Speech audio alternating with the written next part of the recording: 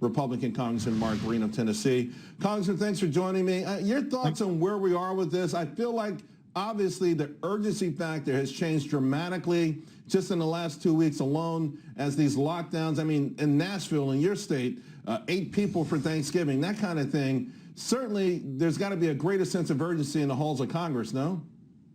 You're absolutely right, and it really isn't just all the halls, it's the halls on the left, because the Senate, our Senate colleagues, Charles, have sent many bills over to the House, targeted business-specific bills, billions of dollars of relief, and Nancy Pelosi just ignores it because it doesn't have a check for illegal immigrants in it. I mean, the Democrats have got to get serious about helping the people who are in need and not their crazy wish lists. Billions of dollars to bail out cities, blue cities that have managed themselves so poorly. It's just not right. Well, there's no doubt that that number is going to go higher because those same blue cities with the highest unemployment rates are the ones who are shutting down, taking the most draconian actions. So yes. The $59 billion that Cuomo said he needed a month ago probably will be $75 billion. But we're not talking billions, right? The key number here is going to be in the T. It feels like it.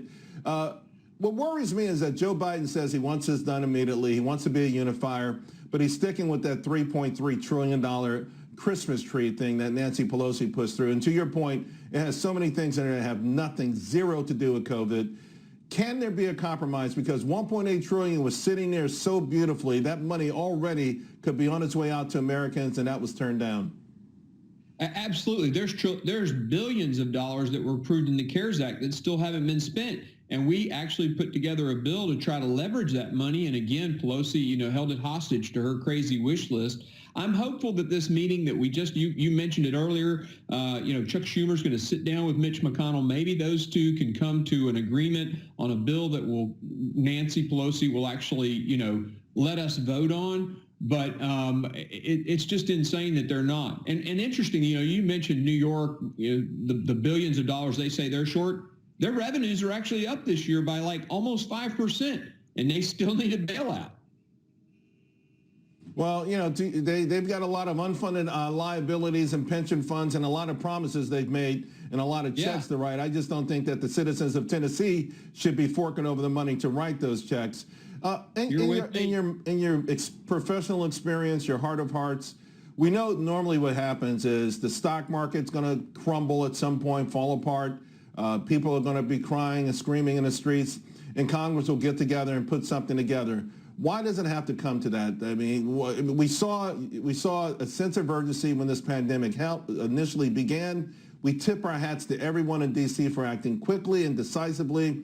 Why do we have to wait for massive crumbling of confidence, of spending, of all the momentum we've got in this country before Congress might get its act together?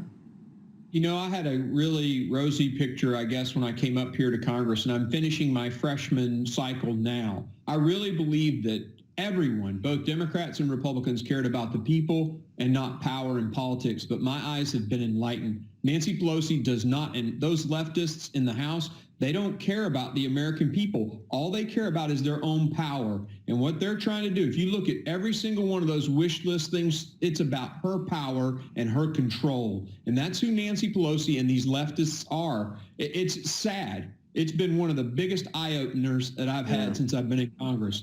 But that's who they are. Well, if we don't get this money, it's going to be pox on both houses, Congressman Green. I appreciate it every time you come on. Thank you very much, my friend.